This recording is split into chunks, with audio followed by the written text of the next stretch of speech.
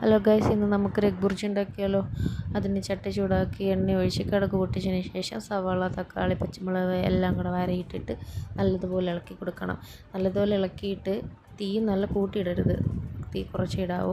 നല്ലതുപോലെ ഒന്ന് വഴണ്ട് വരുന്ന സമയത്ത് നമുക്കിതിനകത്ത് മസാലപ്പൊടി ഇടാം. മസാലപ്പൊടി ഇട്ടിട്ട് നന്നായിട്ട് ഇളക്കണം. നന്നായിട്ട് ഇളക്കി ഒന്ന് മുരിഞ്ഞ് വരുന്ന സമയത്ത് നമുക്ക് മഞ്ഞൾപ്പൊടി ഇടാം. മഞ്ഞൾപ്പൊടി ഇട്ടിട്ട് മുളക് പൊടി ഇടണം.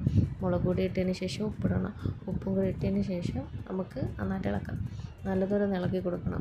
ഇളക്കി കൊടുത്തില്ലെങ്കിൽ ഇത് അടുക്കി പിടിച്ച് കഴിഞ്ഞാൽ ഇത് നന്നായിട്ട് കരിഞ്ഞു പോകുമ്പോൾ പിന്നെ ഒരു വല്ലാത്തൊരു സ്മെല്ലായിരിക്കും. നമുക്ക് ആ ഒരു മസാലയുടെ മണവും മുളകിൻ്റെയും മഞ്ഞൾപ്പൊടിയുടെയൊക്കെ ആ ഒരു ചെറിയ മുരമുര മണമുണ്ടല്ലോ, അത് വേണമെങ്കിൽ നൈസായിട്ട് അത് ഇളക്കി കൊടുക്കണം.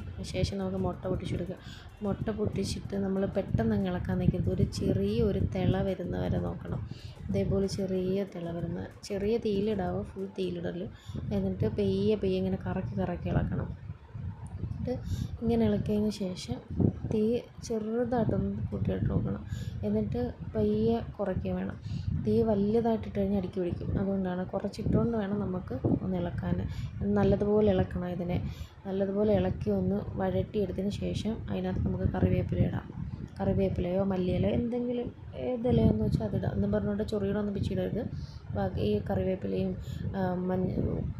മല്ലിയിലയും ഒക്കെ ഇടാൻ പറ്റും.